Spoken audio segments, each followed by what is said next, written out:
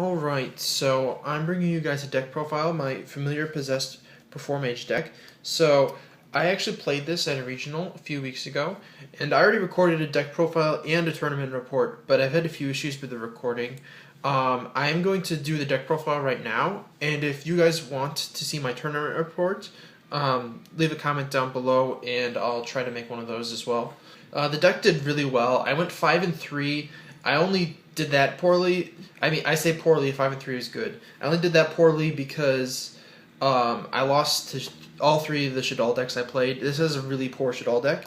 You can consistently beat every other meta deck, but Shadal's is a really tough time to win if your opponent is a good player. So I'll probably need a few changes in the side deck to try to compensate for that. So for the main deck, you're running 3 Familiar-Possessed monsters, 1 Dark, 1 Win, and 1 Hida. So I've looked at a few deck profiles for Familiar-Possessed decks, and one of the main issues is they were running way too many of these. So it was pretty common that people would play like 8 to 10 of these, and that's just ridiculous because you want to draw these as little as possible. The monsters by themselves are just vanillas, so drawing them is not good. The only reason these are worth playing is because the trap is so good. So 3 is, through my testing, I found it to be the ideal number where you will draw these as little as possible, but you'll still have targets left in your deck for your trap. Because you want to always have at least 1 in your deck for your trap to summon. It basically comes down to 3 is the smallest number you can get away with and still have the trap function. Less than that, and you don't have enough for the trap. As far as the attributes go, you want to play 1 of each because the trap can only summon a tribute that's different than the one that's destroyed. And you're playing these 3 because these are the 3 least common ones. Earth is pretty common, and you play a decent number of water ones. There's no lights Familiar-Possessed, but even if there was, you wouldn't play it because you run a lot of lights also. So those are the 3 Familiar-Possessed. They're basically just beat sticks. They, just for reference, they have effects, but you can't use their effects. So they're basically just 1850. The trap puts them up to 2650, and then they're level 4 and they're spellcaster, which are both highly relevant because this is a rank 4 Exceed deck. So for the familiars, you're playing 3 Gigabytes and then 1 Nefarious Archfiend Eater of Nefariousness. So this is easily the best familiar. It's the only one that like truly floats. Inari Fire kind of floats, but your opponent will just kill it by battle, and you never get the Inari Fire's effect off. So this one, whenever it's destroyed, you get to special summon this one from your deck. And also this one's a reptile, so you can just search it with King of the Feral Imps. So that's usually a first turn play. You'll make King of the Feral Imps to search one of these, so you have a follow-up play the next turn. As a reference, all of the familiars can special summon themselves from your hand as an inherent summon if you control a spellcaster monster, which the Familiar-Possessed monsters are, and the Performages also are. This one you mainly play because it's Earth, so you can make Nutria Beast with it, and its a graveyard effect is occasionally useful. During your opponent's end phase, you can destroy one of your cards to special summon this. That's like relevant once every like 5 matches maybe, but you have to pay attention because it does come up sometimes where you need to do it. The reason it's so hard to pull off is because it's your opponent's end phase, and your monsters are usually either dead at that point, or you don't want to kill them because they're good enough to survive. I kind of wanted to play 2 of this, by the way, because these are just really good for special summoning for rank 4s, but there wasn't enough deck room for that. For the Performage engine, running 2 damage jugglers, 3 hat trickers, and then 1 trick clown. Trick clown is possibly the best one, but 1 is easily enough. You don't need more. You can only use 1 at a time, so getting multiples is just extra useless ones. And this is really easy to get into the grave with Mathematician. And if it gets stuck in the grave, you can just use Norden to get it back, and then it's live again. A hat tricker is like the easiest monster to special summon. If there's 2 monsters in the field, yours and your opponent's combined, you just special summon this. And it's a Earth for Nefarious Beast. and it's super easy to get on the field, so you want to play a lot of these. I almost wish I could play more Damage Juggler, but it conflicts with Mistake, which I main deck, and Imperial Ironwall, which I side deck. Otherwise, it's really good. Both effects are nice. Even the one where you pitch to negate effect that burns you, you can use that to stop Wavering Eyes, which is hilarious. And then it's searches for either one of these depending on what you need. If you don't have a normal summon in hand, you can search this, normal summon it, and then special summon, say this, or one of these, and then go into rank 4, and then once this hits the grave, you can bring it back and go into more rank 4s. Usually you search this though, but you do have the option to search for this. And then I'm playing Triple Mathematician. This is possibly the best card in the deck. It gets all of your plays started. So the main things you want to dump are, you can dump Hat Tricker, you can dump Damage Juggler, and you also have the option to dump Zephyros and Glow Bulb. So you have like a huge number of plays. You can easily go into rank 4s. You can set up future plays. One nice thing to do is you can send a Zephyros. If you don't have any other normal summons in your hand, you can normal summon this, send Zephyros. Special summon Zephyros, use it for rank 4, and then you have a Mathematician in hand that you can summon back your next turn and then dump something different. This is also a spellcaster, so that means if you have like a Gigabyte in your hand, you can special summon it, and then you can bounce this back to your hand for the Zephyros, and then you'll have the rank 4, because Zephyros is not a spellcaster, but this one is. Being a level 3 is somewhat awkward. You can't really use it for anything once it's on the field. It just kind of sits there and dies. However, the fact that it floats is nice because it's not really a problem just leaving it there to die. And that combos really well with the trap, actually. Unpossessed. So basically, it either forces your opponent to deal with it somehow without destroying it by battle, which takes pressure off of your other cards, or they can just kill it by battle and then you draw a card. So it's kind of like a win-win, and it already did its job anyways, so anything that you get after that is just like gratuity, basically. And then Zephyros and Bulb, these are like two of your main dumping options, even more so than the Performages, but dumping the Performages is also really good. It just kind of depends on the situation, knowing what you want to dump. You have to play it a little bit to get the hang of knowing what you want to dump depending on your hand. Zephyros works really great with Mathematician. It also works well with the Fiend's Chains that I play. You can use this to turn off Mistake if you need to get a Damage Juggler search off. And it's just really easy for rank 4s, and it's a great card. You basically play this because Notoria Beast is so good, but you can also make Trishula. Those are the only two that I have space for, but Notoria Beast off of Glow Bulb is really strong. And then the last real monster I'm playing is Thunder King Ryo.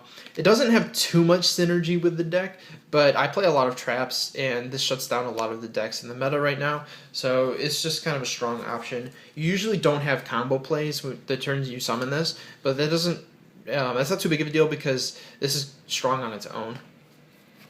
And then I'm playing 2 Maxi, which is technically a monster. I think Maxi is just really good right now because Instant Fusion, you get to draw 3 if they go for their Norden play. If they don't, then that's good for you also. This is good in basically every matchup. Even so Cliff Wards is something it's not good against, but even against them, you can usually tell when they're about to Pendulum Summon. You can just pitch it, and then they'll Pendulum Summon anyways, and then you draw 1. They very rarely do not Pendulum Summon, and you kind of stun them for a turn if they don't. So, but besides that, this is a great card in every other matchup, basically. That's for the monsters. For spells, you're only running a few. So you've got triple Instant Fusion, because Norden is ridiculous. This is a rank 4 deck, so it works extremely well in here. It brings back your Trick Clown if it's in your graveyard, and I mean, easy rank 4s. You want to draw this as much as possible, basically, because this Norden is just way too good. So you're running all 3 of that. And then you're running 1 Foolish Burial. This is basically a Mathematician, except for you don't have to normal summon it, and it doesn't have a body. So in certain situations it's better, in certain situations it's worse, and you definitely want to play the maximum number between that and Mathematician. And then to finish out the spells, you've got Regeki and Book of Moon, both pretty much staples. Regeki is pretty self-explanatory, big power card. It's very powerful. I've actually seen a lot of people recently say that they think this should be banned, and I totally disagree. I think it's good, but not too good. I think it's like right at the level where it's fine. And then Book of Moon, one of the best trap cards. This is one of the 4 one-of traps that I always play. I consider this a trap more than a spell because I play it that way. And then for the traps, you run quite a few. It's a fairly trap-heavy deck. So triple Unpossessed. This does 2 things, technically 3, but you only make use of 2 of them. So when your Familiar-Possessed monsters attack, they gain 800 attack when they're attacking a monster. So that's kind of situational. They don't get it when they're attacking directly or when they're being attacked. But being able to attack over something of 2650 is really nice. This is an out to like Winda and also Unicorn, both of which cause problems because you can crash any monster into their monster and then special summon this, and then this is 2650, so you can attack over their monster. So that's definitely nice because both of those cause issues for rank 4 decks. And then the more relevant effect is that when one of your monsters is destroyed by battle or card effect once per turn, you can summon a monster that's a spellcaster with 1500 defense from your deck, and the tribute has to be different than the monster that was destroyed. So you can summon it in attack mode or face down defense. And this basically makes all of your monsters float, and it makes the deck sustain card advantage a lot better. And it makes the deck more impervious to a lot of commonly played cards. Like, for example, if you attack and they activate Mirror Force, you can just flip this up, and then if they destroy like 1 monster, then they did nothing.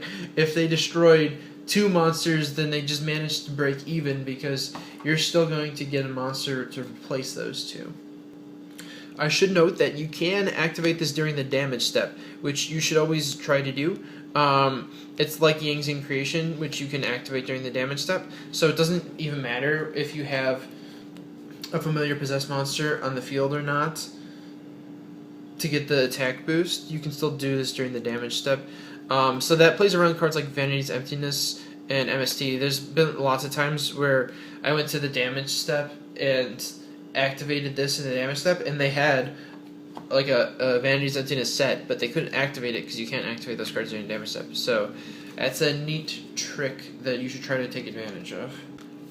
And then I'm running Triple Mistake. The only card in my deck that searches is Damage Juggler and also the extra deck King of the Feral Imps, but you can just not make that.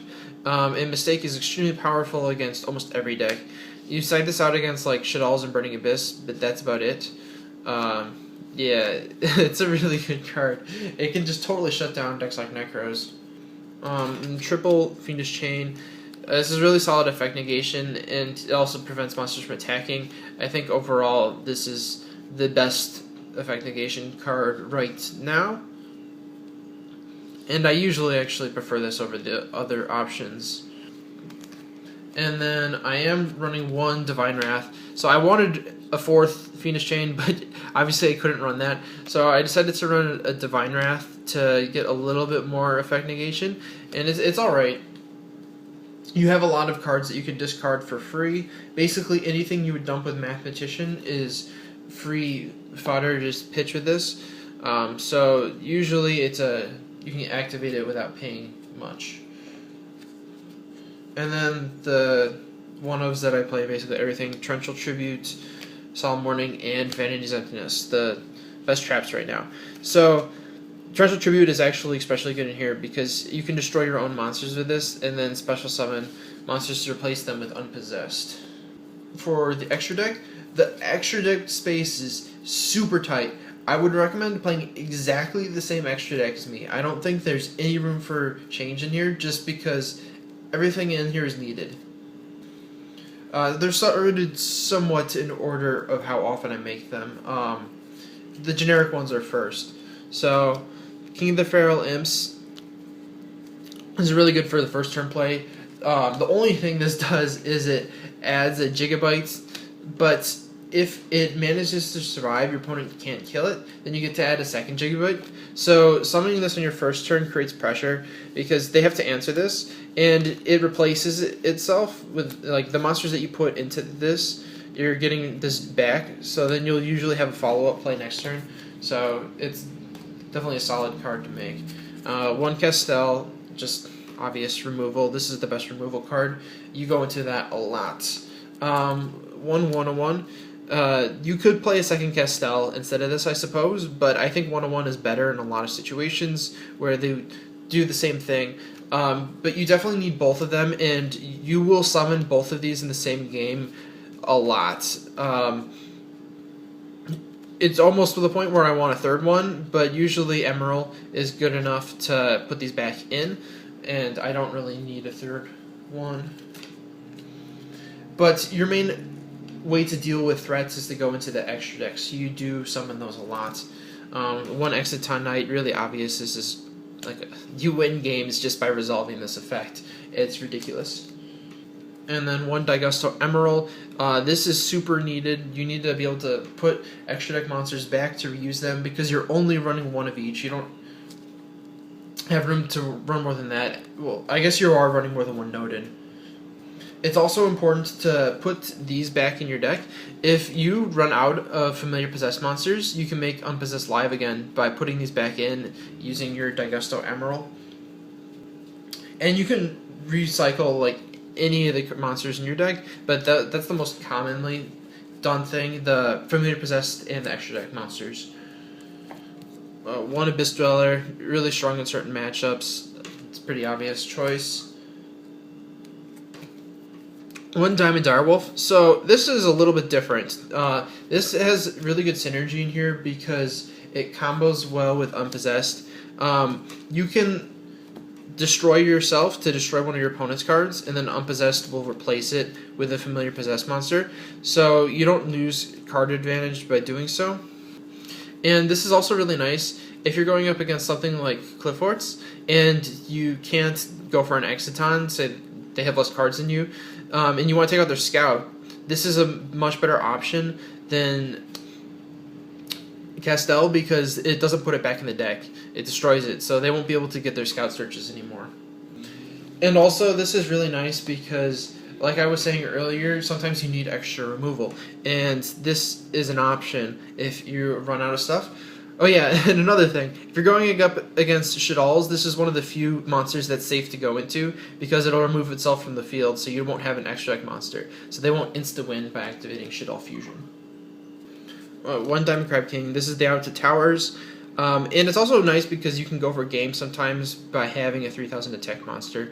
I find that is more useful than having out to towers, but it's there just in case because you kind of need some out to towers. You can main deck Injection Fairy Lily in this actually, which is special summonable by this, but that's super gimmicky. I would not recommend that. I would not even recommend citing that for the Clifford matchup.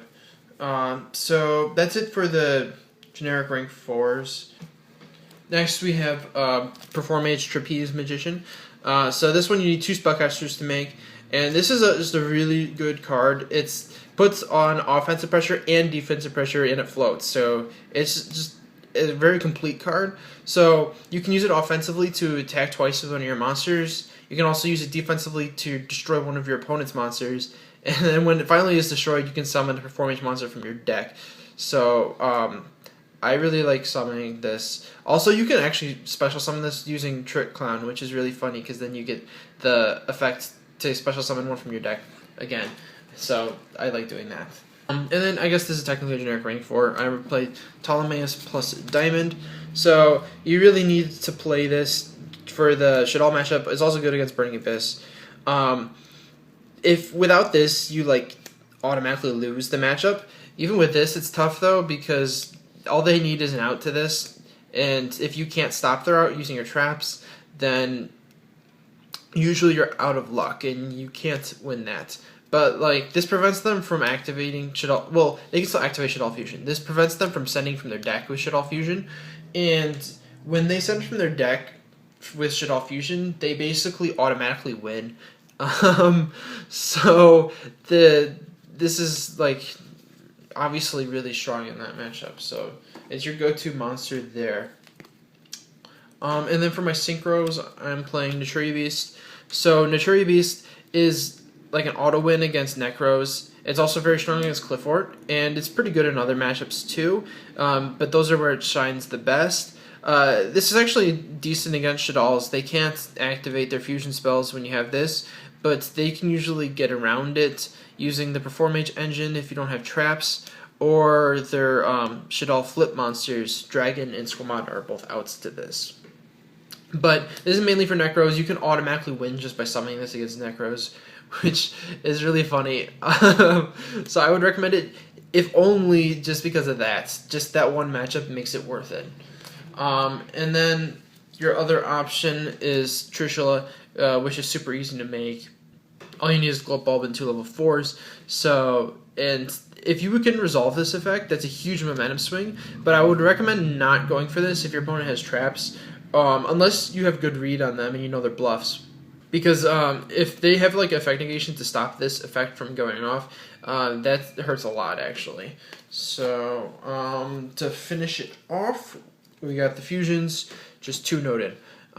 You don't need a third one. If you really need a third one, you can just put one back in the extra deck with your Emerald. And this card is ridiculous. You can win games just because it's just pay 1,000 life points and special summon a rank 4. You don't even have to use your normal summon. So it baits out traps. If they don't have traps, then it big momentum swings.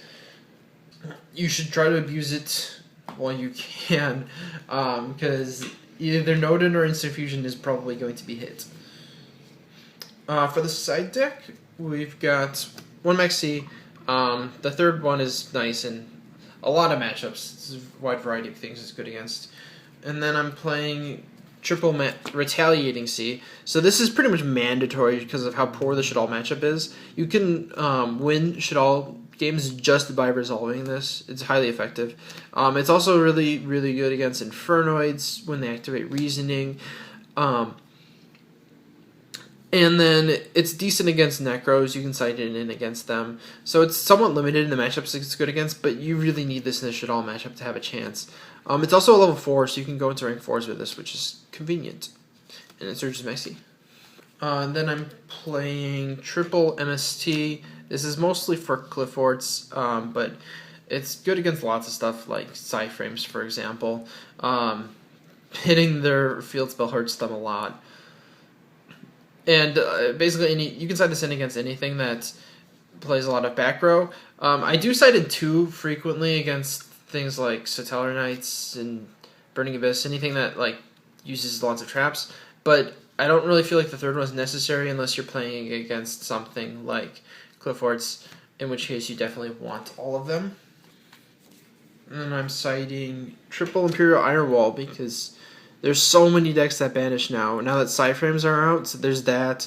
In addition to the older decks being Necros is the main one, and there's also Ritual Beast, Cosmos, Infernoids, and I think that's it out of the main meta decks. But there's a lot of decks that this shuts down, and it barely hurts us, so you definitely want to play this. And then I'm citing 2 Debunk. I like this a lot because it doubles as Grave Hate and Hand Hate. So you can side this in against something like Shaddolls or Burning Abyss that have lots of grave effects. And then if they happen to use like a Max C when you go for Norden, you can just debunk their Max C and stop it. So it's really nice because it has double usage like that. And you can also side this in against like Necros because all of their discard effects. So it's a card that hits Grave and Hand, which is...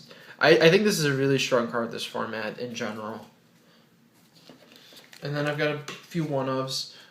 Compulse, it's pretty good against like Shaddolls and Burning Abyss.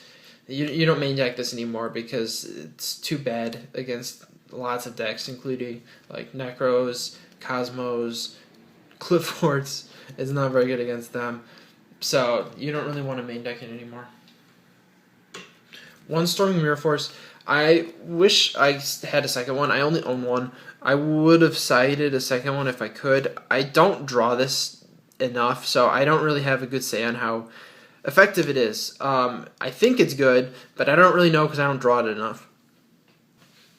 This is mainly there for Shadal's, and it's also good against Burning Abyss. So in theory, basically, Shadal players usually go in big with multiple fusion monsters or Exceed monsters. They go heavy in with the attack, and then when you activate this, they'll all get put back in the extra deck. So I feel like it would be just a huge momentum card. But I've never actually drawn this against Shadal's. I've drawn it against other decks, but not Shadal's. So I think it'll be good. And then the last card, Black Horn of Heaven, with the new errata, this is not going to be as good, so you shouldn't play it anymore after that. But I was playing this because I needed a card that was good against Cliff Forts, but something that I could use in other matchups as well. I didn't really want any more Spell Trap hate, so I thought this would be good against Pendulums, and you can also use this against like Satellar Knights, and you can use this against anything running the Performage engine for rank 4 plays. So you would probably replace that with another Storming Mirror Force, I would say.